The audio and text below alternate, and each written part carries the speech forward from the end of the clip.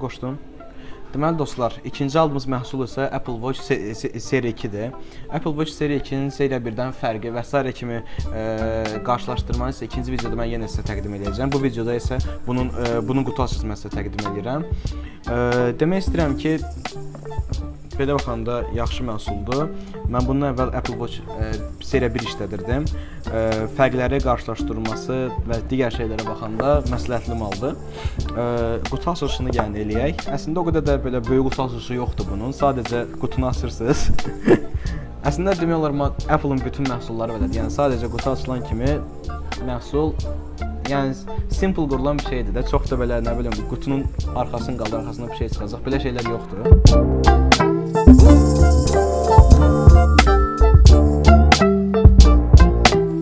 Hamıya salam dostlar. Mən söz vermişdim ki, hər iki qutu açılışından sonra mən köhnə bir əvvəlki məhsulla bunun haqqında onları belə deyim də haqqında bəhs edəcəm və hansı daha yaxşıdır və demişdim ki, bu videoda mən deyəcəm ki, Apple Watch 2 almağa dəyər və yaxud Apple Watch 1 işlədirsinizsə 2-yə keçməyə dəyər yoxsa yox. Bu barədə danışacağam. Hazırsınızsa başlayaq. Videolardan əlinizdə gördüyüm kimi məndə Apple Watch 1 idi. Bu da Apple Watch 2-dir.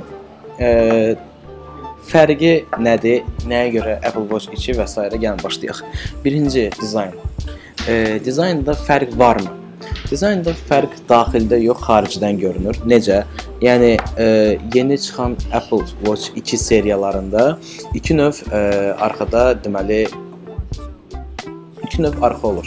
Alüminium və yaxud da ki, dəmir. Apple Watch 1-də isə belə bir şey yox idi. Buna görə, yəni ikisi də hal-hazırda alüminiumdur. Baxılanda görünür ki, aralarında fərq yoxdur. Xüsusiyyətlərinə gəldikdə isə Apple Watch 2-də iki nüvəli prosesor var. 1-də isə sadəcə bir nüvəli prosesor idi.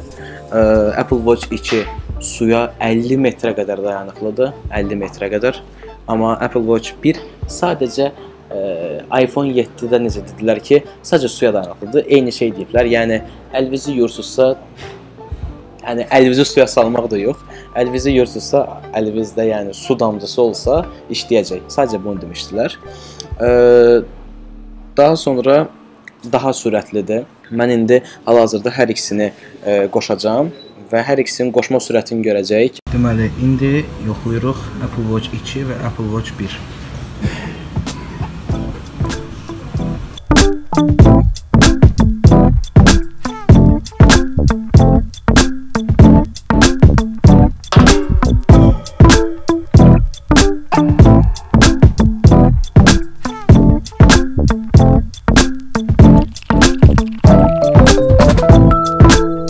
Hələ ki, heç biri açılmadı.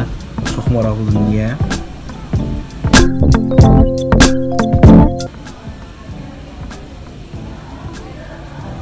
Bəli, gördüyünüz kimi Apple Watch Series 2 Apple Watch Series 1-dən daha tez açıldı.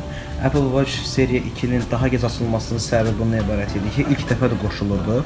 Çünki mən bunu qutusunu bu dəqiqə açmışam. Yəni, ona görə ilk dəfə olduğu üçün çox gec qoşulurdu. Apple Watch Series 1-in gec qoşulmasını istəyən videonun başında sizə demişdim ki, Apple Watch Series 1 daha gec qoşulur. Gündəlik batareya saxlama müddəti isə Apple Watch Series 2-də Apple Watch Series 1-ə əsasən 50% daha da gücləndirilmişdir. İndi gördüyünüz kimi Apple Watch Series 1 də açıldı. Yəni aradakı fərq böyükdür. Və ən böyük özəlliyi isə artıq Apple Watch Series 2-də GPS var, GPS navigator var. Yəni, məsəl üçün, siz qaçırsınız, çox vaxtı, məsəl üçün, hal-hazırda istədiyim telefon daha yekədir, nə bilim, işlədiyiniz telefon yekədir və cibinizə qoyanda narahat qaçırsınız, artıq ona ehtiyac yoxdur. Sadəcə bunu taxmaq sizə bəs edir və yaxud da üzgüçülükdə hovuzda üzürsünüz. Təbii ki, yanınızda telefon olmayacaq. Necə quruq getdiniz, necə də getdiniz, bunun hamısını artıq özü ölçə bilir. Məndən çox gələn suallardan bir dənəsi o idi ki, hardan bilinir ki, Apple Watch özü, yəni o nəbzi tuta bilir. Bunu mən sizə izah eləmək istəyirəm bu videoda. Apple Watch-un nəbzi hardan tutduğunu bilmək üçün arxasındakı gördüyünüz kimi iki işıq var. Bu iki işıqdan yaşıl rəngdə işıq çıxır da. Bu yaşıl işıqlar isə öz növbəsində bizim damarlarımızda işığı ötürərək təxmini olaraq, yəni tam dəqiq yox, təxmini olaraq nə qədər orada ürək döyüntüsünü ölçə bilər, amma təxmini. Cüzi yaxınlıq olur, 90-95% yaxınlıq olur. Belə, bundan da bəhs etdim.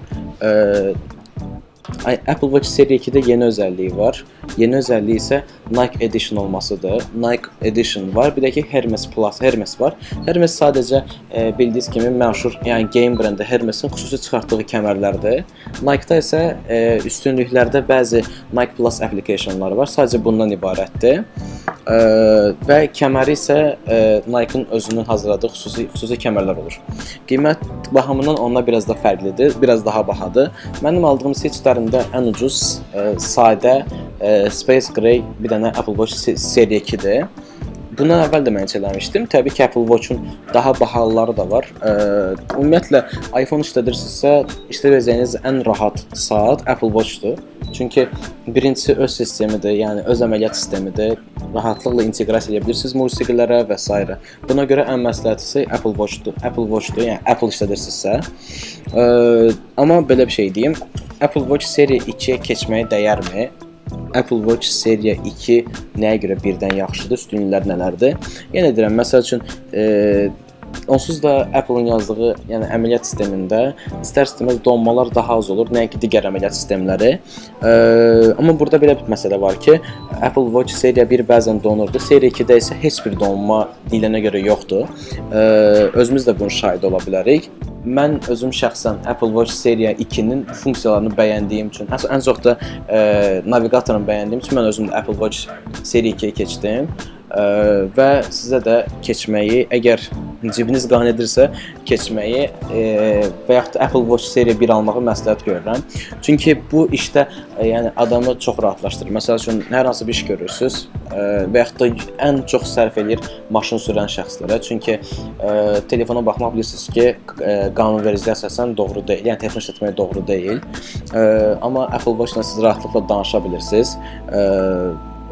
Özünün mikrofonu da var, rahatlıqla danışmaq da olur. Və qanunvericiliyə də heç bir zidd tərəfi yoxdur. Çünki əliniz hər iki əliniz rulda olur və siz rahatlıqla danışa bilirsiniz. Videonun sonuna gəldik. Apple Watch Series 2 və Series 1-in fərqlərini sizə bəhs etdim. Apple Watch Series 2 və Series 1 haqqında deyəcəklərim bunlar idi. Ümidvaram videonu bəyənərsiniz. Bu mənasız cümlə yenə deməliyim. Videonu bəyənirsə videonu bəyənin və kanala abunə olmağı unutmayın.